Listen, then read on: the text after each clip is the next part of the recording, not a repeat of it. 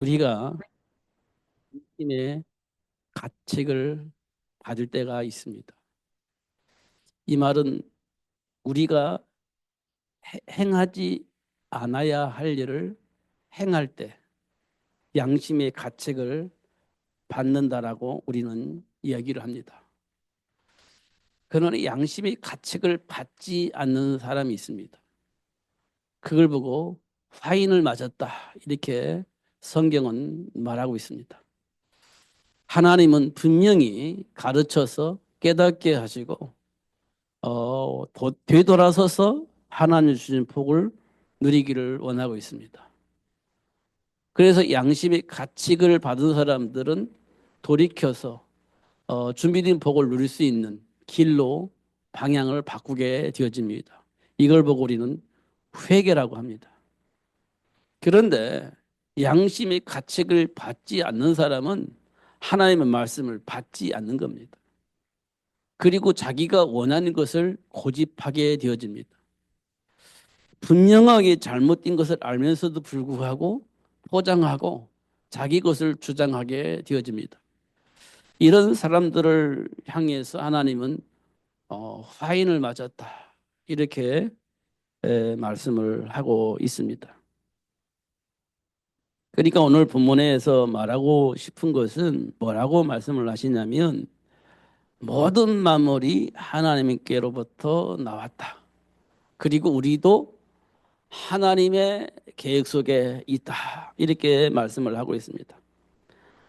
아, 하나님이 원하시는 그 일을 위해서 하나님께서 만물을 창조하셨는데 우리도 그 가운데 있다. 이렇게 말씀을 하고 계십니다. 그런데 이 지식은 누구나 가지고 있는 것이 아니다. 아무나 가지고 있는 것이 아니다. 다른 말로 말하면 하나님의 은혜를 입은 자들만이 알 수 있는 지식이다. 이렇게 말씀을 하고 있는 겁니다. 반대로 이 복을 받지 못한 사람들은 뭐 하냐? 그러니까 우상을 숭배한다. 이렇게 얘기를 하고 있습니다. 그게 체질이 되어서 아직도 돌이키지 못하고 있다. 이렇게 얘기를 하고 있습니다. 우리 마음속에 그리스도 예수 안에서 예수 안에 주어진 복을 내가 알고 있느냐? 이걸 우리가 꼭 확인을 해야 됩니다. 제가 올해 이제 60이 좀 넘었는데 그동안 신앙생활하고 온 여정이 비슷합니다. 음, 근데 요즘 제가 뭘 느끼냐면, 야, 정말 그리스도 안에 준비된 복을 내가 몰랐다면 어떤 삶을 살을까?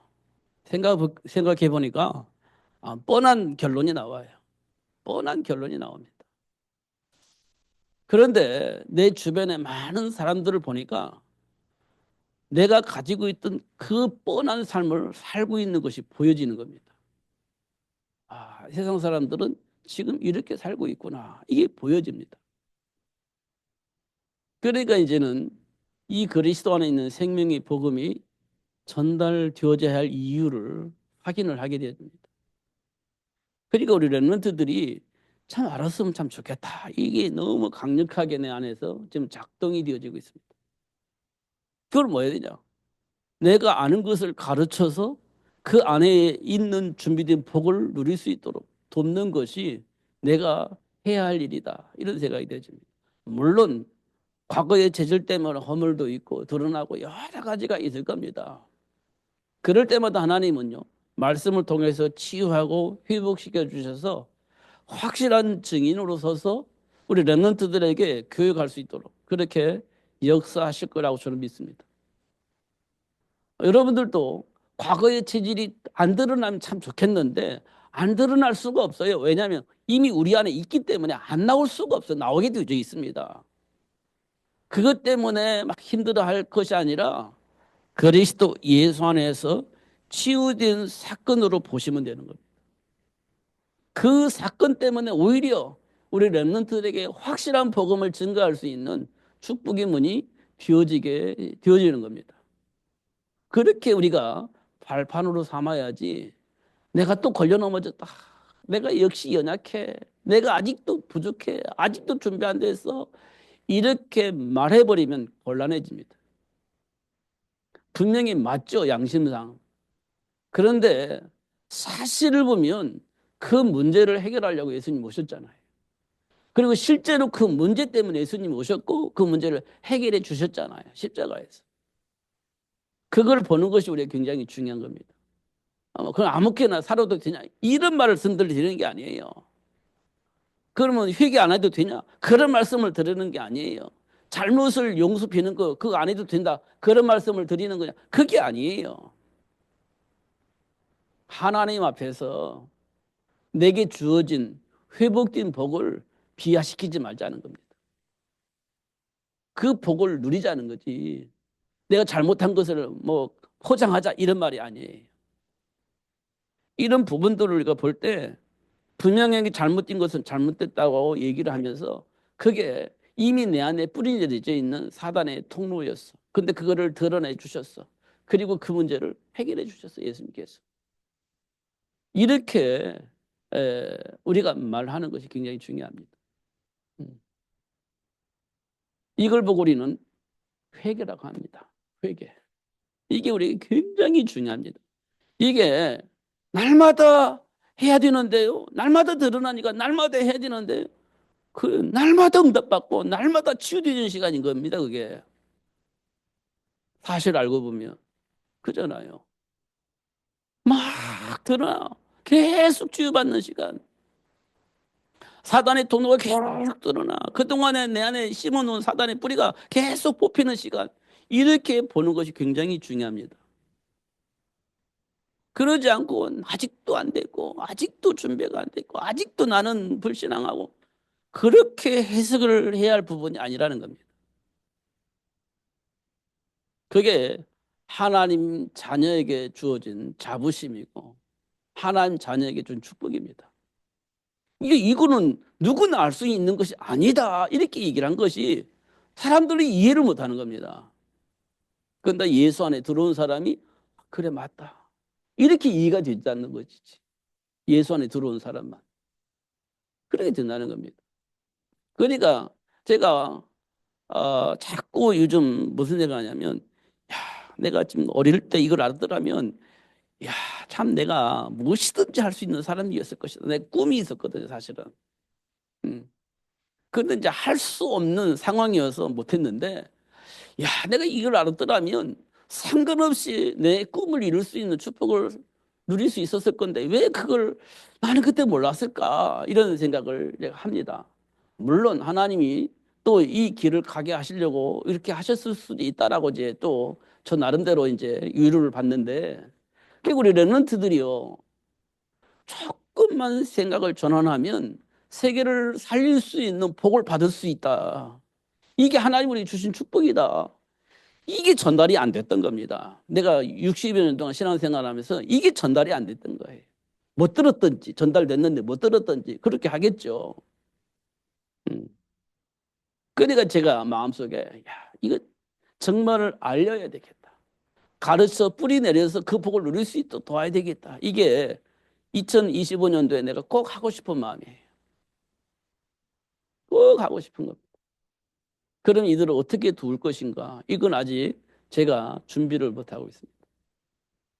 분명히 그렇게 해야 되겠다 이런 생각이 됩니다. 그래서 저는 늘 반복되는 얘기를 좀 반복해서 얘기를 하는데요. 사도 바울이 그리스도를 알고 난 이후에 고백한 것이 그리스도를 아는 것이 최고의 지식이다 이렇게 얘기를 했거든요.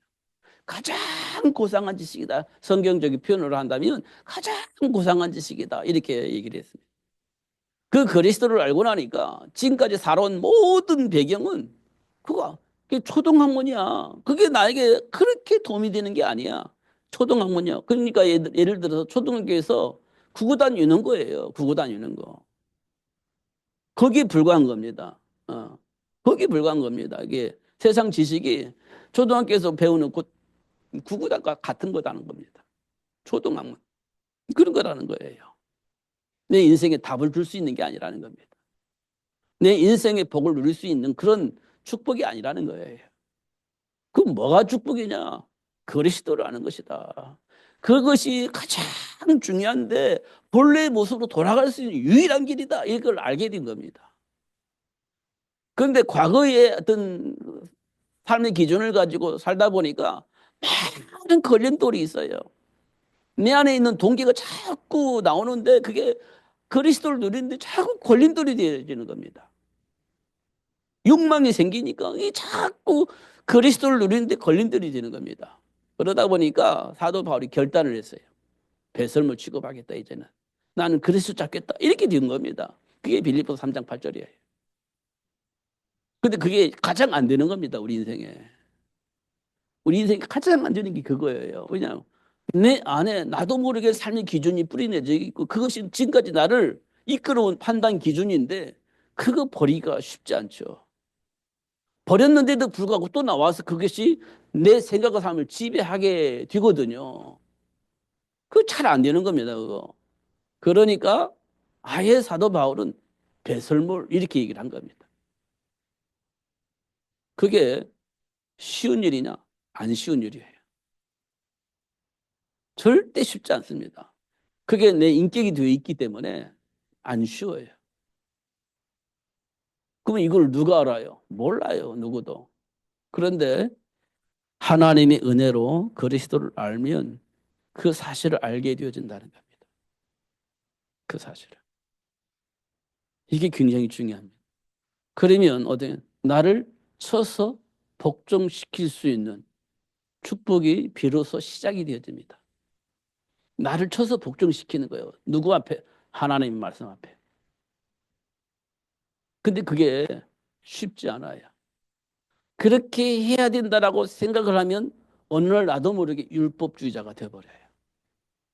그러면 상대방을 또 정죄하는 일이 벌어지게 되죠.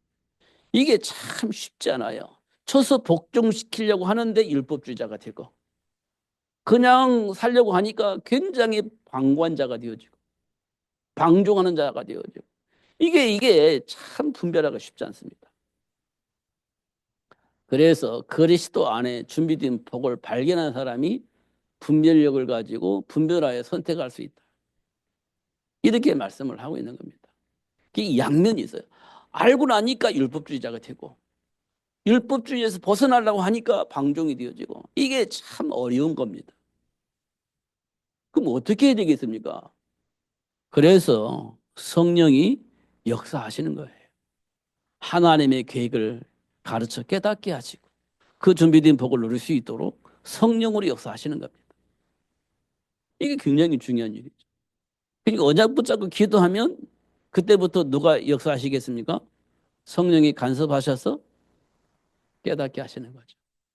그때 비로소 그리스도 안에 준비된 복을 누릴 수 있는 축복이 시작이 된다. 이렇게 우리가 볼 수가 있습니다.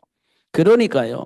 내가 믿음이 많은 사람으로서 이렇게 음식을 먹고 있는데 혹시 약한 자들이 그걸 보고 걸려 넘어질 수도 있다.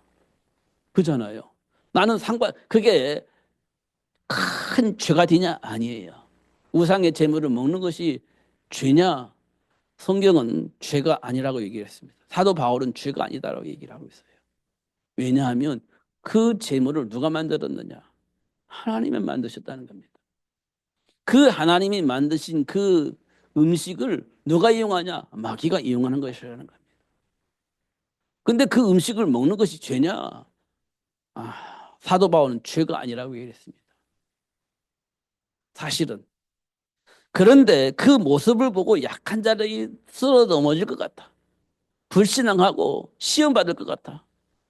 그러면 죄가 아니라고 얘기하면서 굳이 그걸 먹어야 되겠냐? 사도 바울은 뭐라 하겠냐? 나는 절대 그렇게 하지 않겠다. 만약에 그런 일이 있을 것이라고 생각한다면 나는 평생 그걸 먹지 않을 것이다. 이렇게 얘기를 한 겁니다. 왜냐? 생명이 중요하기 때문에. 근데 먹냐 안 먹냐 그게 중요한 게 아니라 그걸 통해서 생명이 죽으면 나는 그건 저주다 생각을 하니까 나는 내가 먹고 싶은 욕망을 절제하면서 그 영혼이 낙심하고 저주 가운데 빠지는 것보다 그게 훨씬 낫다. 그냥 그 영혼이 살아날 수 있다면, 하나님 준비한 축복으로 들어갈 수 있다고 한다면 나는 그거 안 먹겠다. 이게 사도 바울의 고백입니다. 그냥 죄냐 안 죄냐 그 따지는 그 자체가 모순이라는 거예요. 그것 때문에 사람이 죽는데, 그러면 그거 나는 괜찮으니까 괜찮아. 그리고 먹어도 되겠냐? 그렇지 않다는 겁니다. 사도 바울은. 어. 그 문제냐 안 문제냐 그게 중요한 게 아니고, 그걸 보고 시험을 받을 거냐 안 받을 거냐, 옆에 있는 사람이 시험 들 거냐 안 들 거냐, 그거 볼 때 시험 안 들게 하는 것이 하나님이 원하시는 것이다. 이렇게 얘기를 하고 있는 겁니다. 그렇잖아요. 문제는 아니야 하나님 앞에. 그런데 그거 보고 시험을 드는 사람이 있고 넘어지는 사람이 있어. 그럼 난 그거 굳이 할 필요가 없다. 이렇게 사도 바울은 얘기를 하고 있는 겁니다. 우리는 어떻게 사냐? 그리스도의 증인으로 사는 겁니다.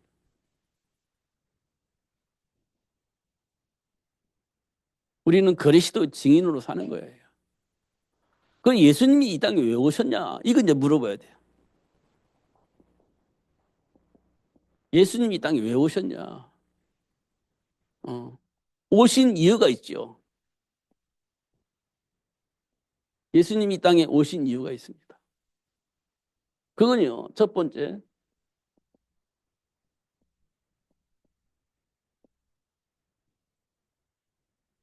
사단의 일을 폭로하는 겁니다. 사단의 일을. 우리 삶 속에 은사자처럼 삼킬자를 잡고 있는 사단의 일을 폭로하기 위해서 예수님 오셨습니다. 그 사단의 일은 뭐냐? 사단의 일은 저주와 재앙 가운데 빠뜨리는 겁니다. 사단의 일은 우리를 저주와 재앙 가운데 빠뜨리는 겁니다. 또 하나 사단이 이 세상에 오신 일이, 사단의 일은 뭐냐?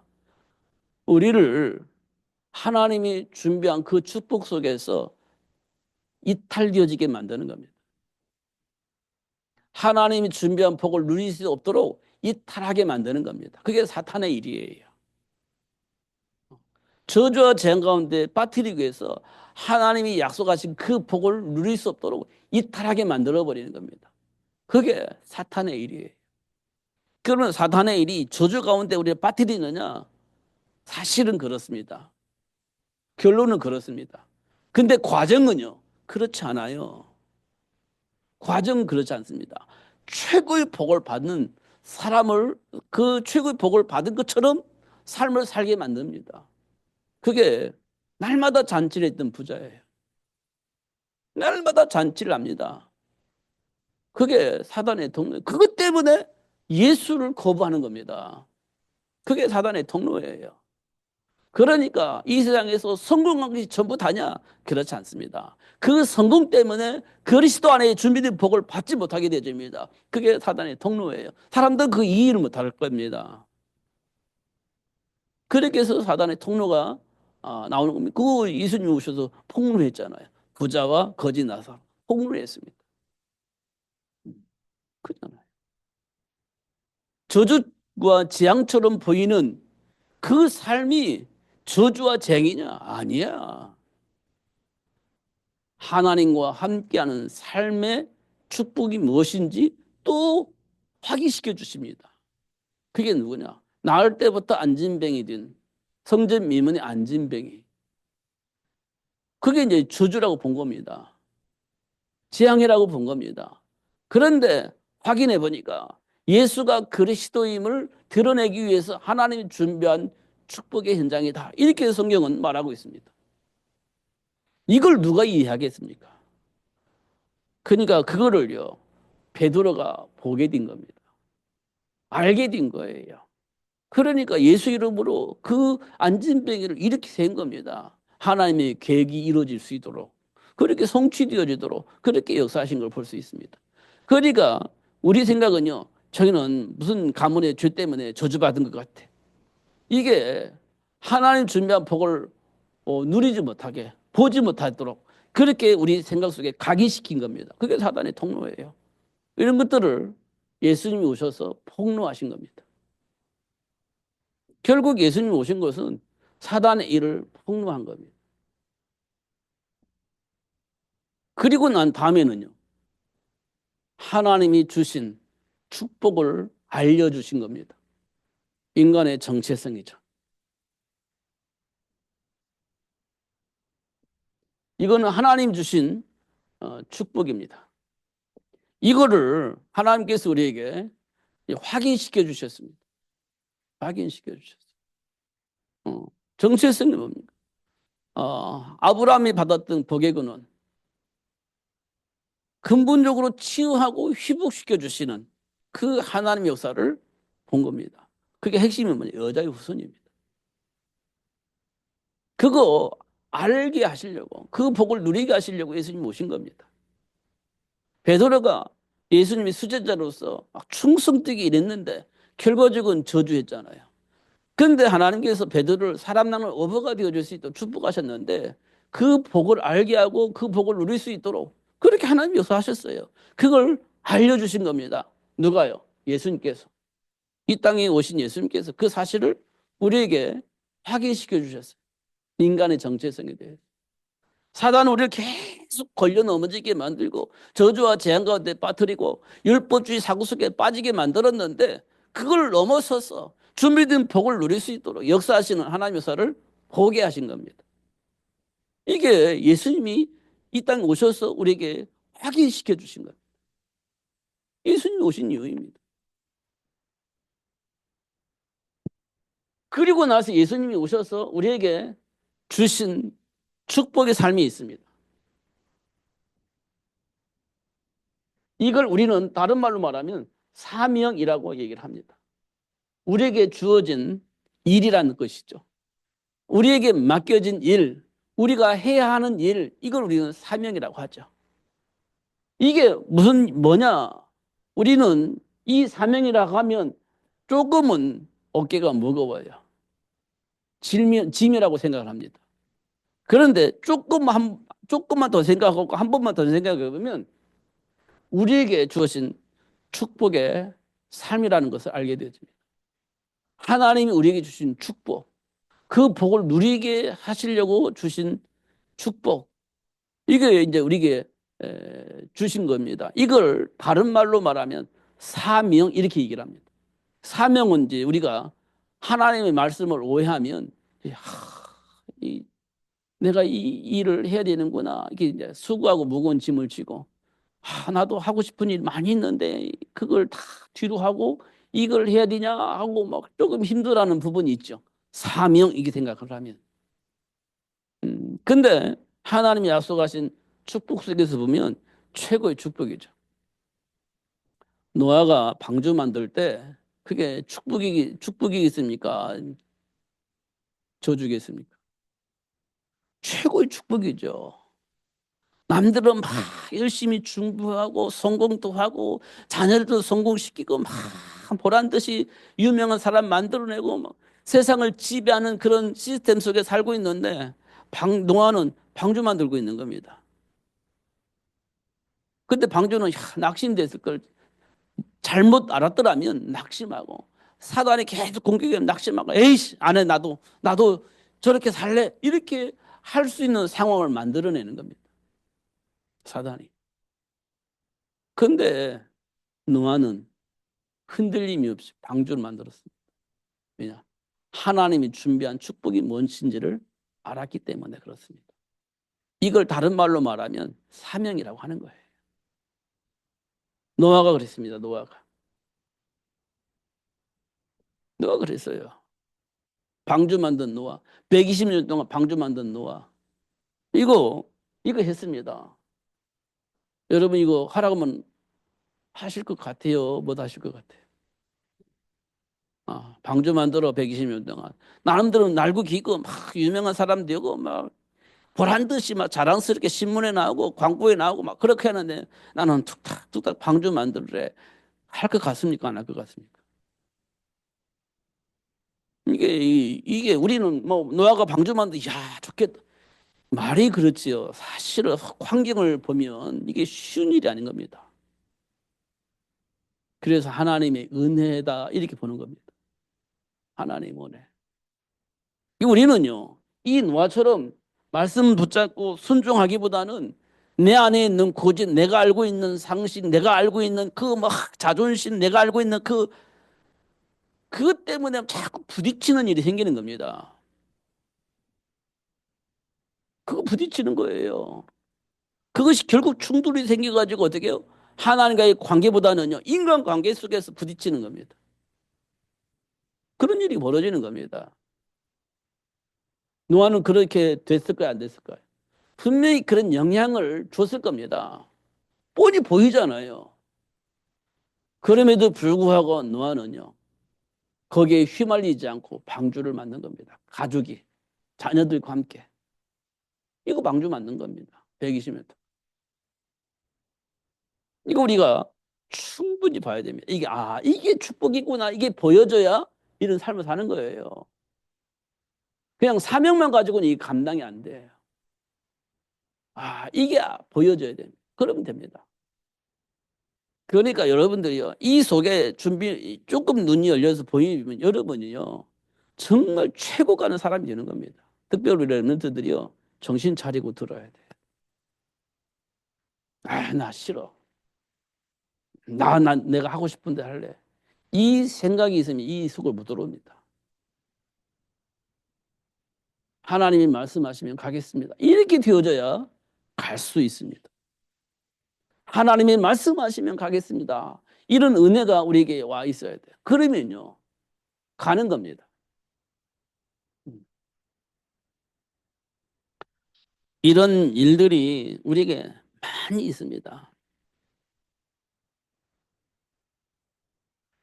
엘리야를 따라간 엘리사를 보면 이분도 분명한 이유가 있습니다. 엘리야를 통해서 부름받은 엘리사가요, 12개리 소를 번제물을 드리고 엘리야를 따라갑니다. 그런데 많은 생도들이요, 야, 이제 엘리야 선생님은 이제 돌아가셔. 이제 하나님께 부름 받을 거야. 그래도 자리 잡아야지. 이렇게 자꾸 유혹을 합니다. 자리 잡아야지. 어. 그러니까 엘리사가 뭐라고 하면요, 나도 알아. 근데 나는 엘리야 선생님을 따라갈 거야 하고 끝까지 따라갑니다. 따라가요.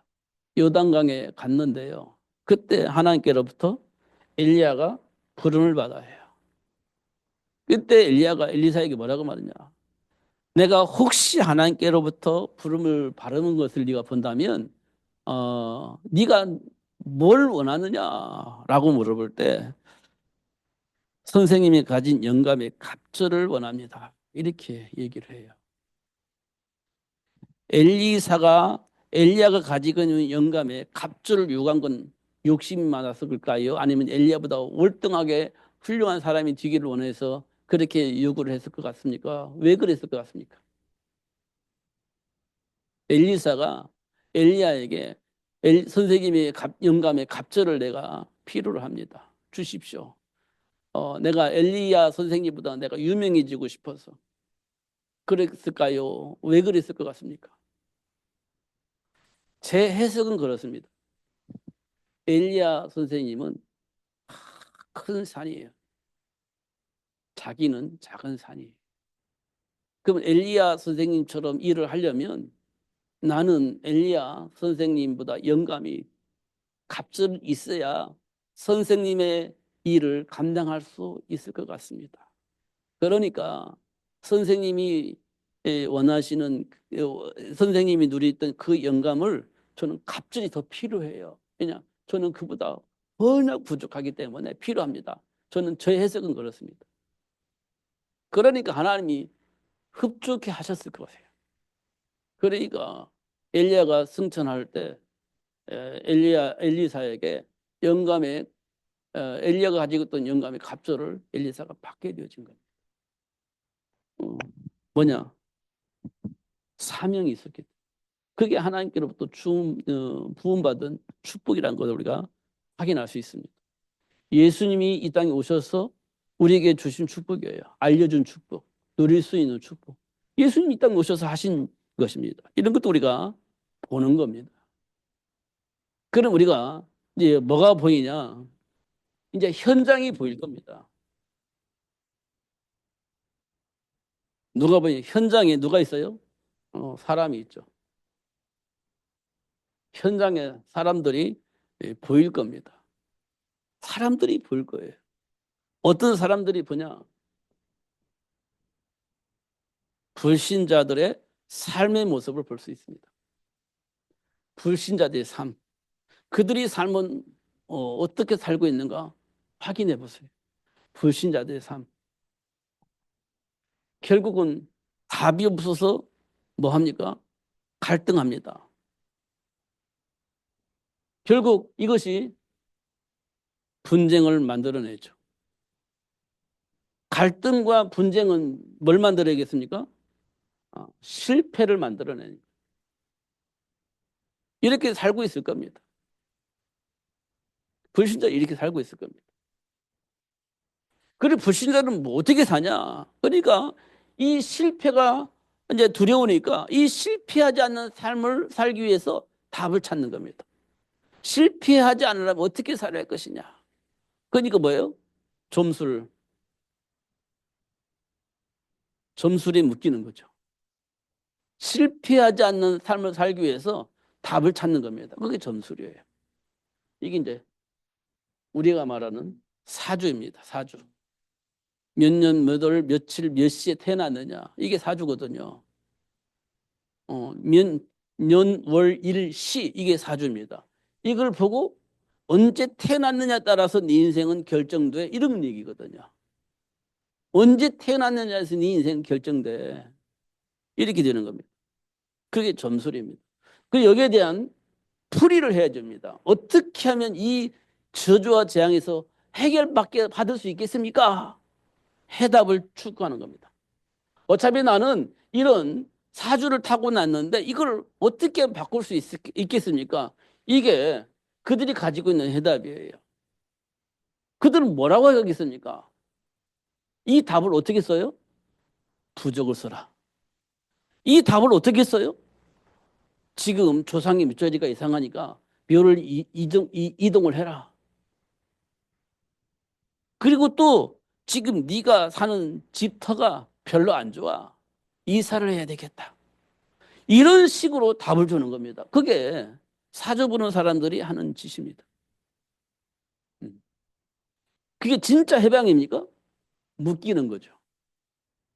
묶이는 겁니다.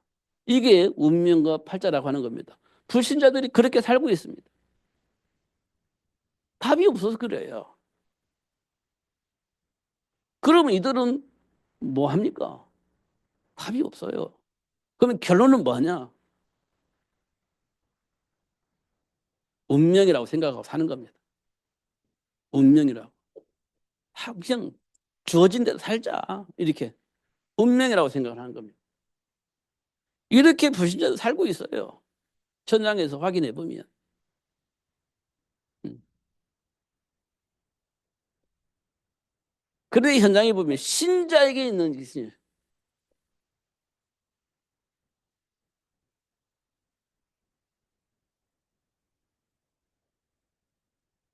신자들의 삶이 있습니다. 신자들이 있잖아요. 신자라는 것은 교회 다니는 사람을 말하는 겁니다. 교회 다니는 사람. 예수 믿는다고 하는 사람들. 그런 사람은 어떻게 살고 있느냐?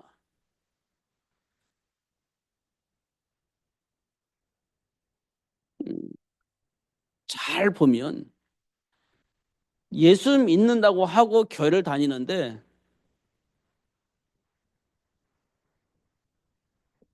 불신자의 삶을 살고 있는 사람들이 보여질 겁니다.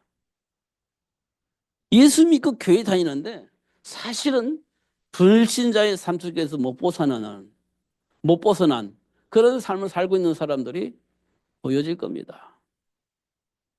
분명히 예수 믿는데 분명히 교회 다니고 말씀 붙잡고 기도하는데 실제적인 삶의 현장에서 보니까 불신자의 삶에서 못 벗어난 그런 삶을 살고 있는 사람들이 보여질 겁니다. 음.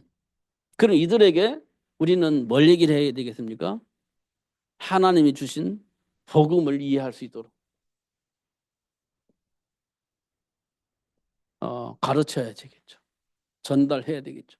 복음이 뭔지 이해할 수 있도록 도와줘야 되겠죠. 그렇습니다. 그런데 신자들 가운데 진짜 복음을 아는 사람이 있습니다. 복음을 아는 사람. 그리고 복음을 누리는 사람이 있습니다. 복음을 누리는 자가 있습니다. 이 만나게 됩니다. 그럼 어떻게 하면 되겠습니까? 하나님의 계획 속에서 팀이 되어지면 됩니다. 하나님의 계획을 이루는 한 팀이 되어지면 됩니다. 이게 하나님이 신자에게 주어진 축복이에요. 이게 현장에서 이루어지는 일들입니다.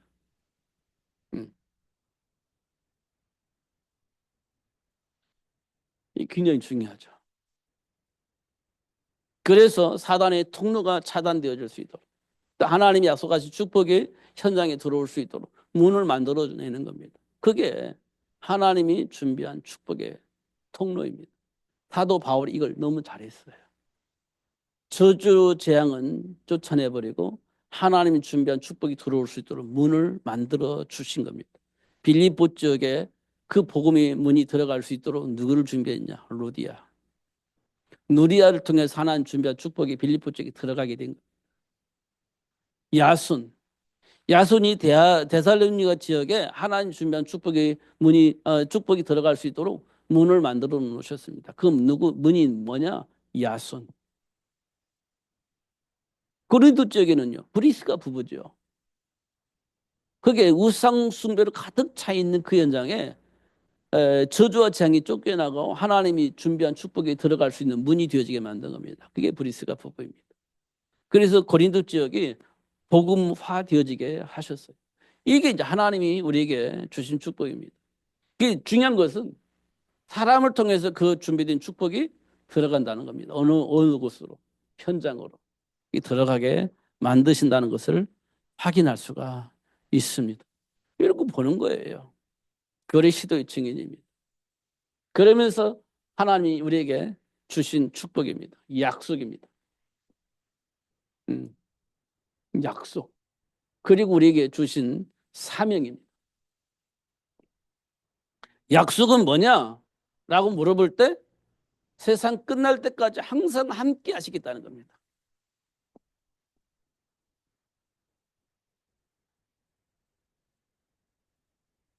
약속은 세상 끝날 때까지 항상 함께 하시겠다.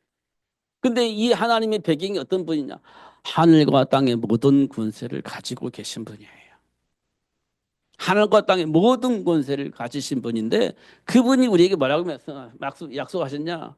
항상 함께 할 것이다. 언제까지? 세상 끝나는 그날 때까지. 그때까지 항상 함께 하시겠다 약속을 하셨습니다. 그러면서 하신 약속입니다. 그러면서 주신 축복입니다. 이게 뭐라고 말하냐? 모든 민족을 제자로 삼아라 했습니다.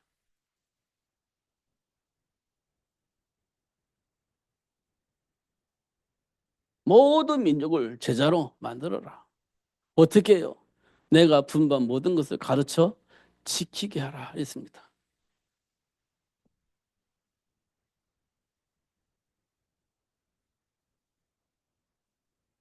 이게 하나님이 우리에게 주신 사명입니다. 그리고 뭐라고 했냐? 온 천하에 다니면 만민에게 이 복음을 전해라.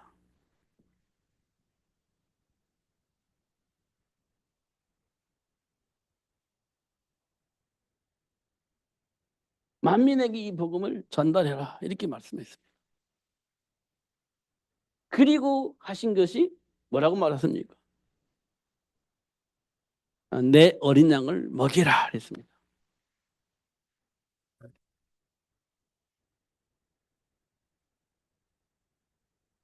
이게 우리에게 주신 축복이에요. 사명입니다. 이런 것도 우리가 보는 겁니다.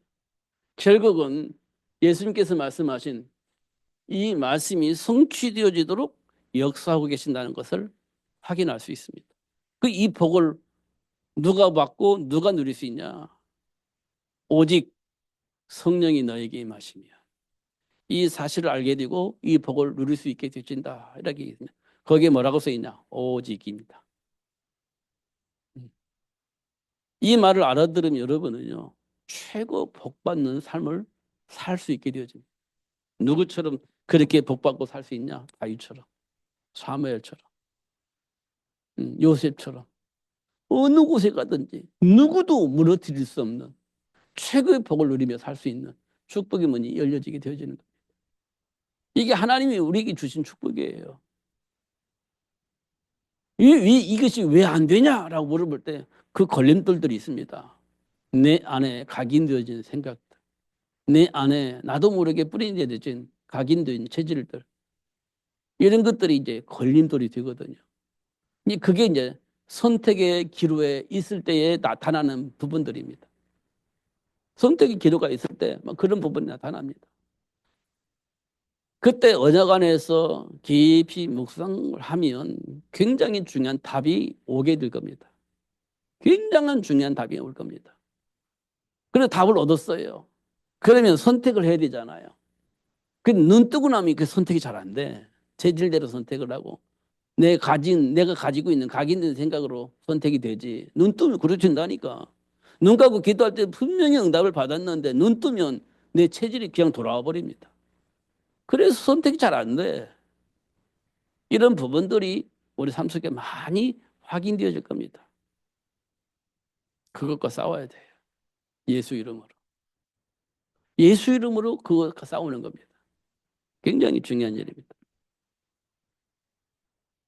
꼭 확인하시고 응답을 하시는 하나님의 역사 속에서 하나님이 약속하신 축복을 누리면서 정말 하나님께서 약속하신 대로 복의 근원으로 사람 낚는 업으로 사시는 여러분 되시기를 예수님의 이름으로 축복합니다.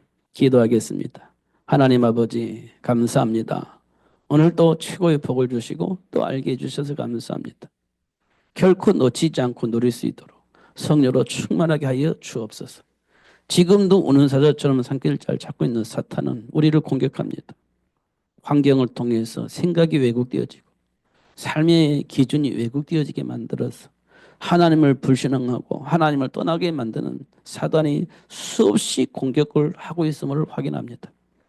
하나님, 우리가 감당할 수가 없어서 예수님이 땅에 오신 줄 믿습니다. 예수님으로 기도할 때 그것과 싸워 이길 수 있는 축복 힘이 분별력이 우리에게 생기는 줄 믿습니다. 언약 붙잡고 기도하는 그 일을 쉬지 않고 할 수 있도록 성령으로 역사하여 주옵소서. 예수님 이름으로 기도하옵나이다. 아멘.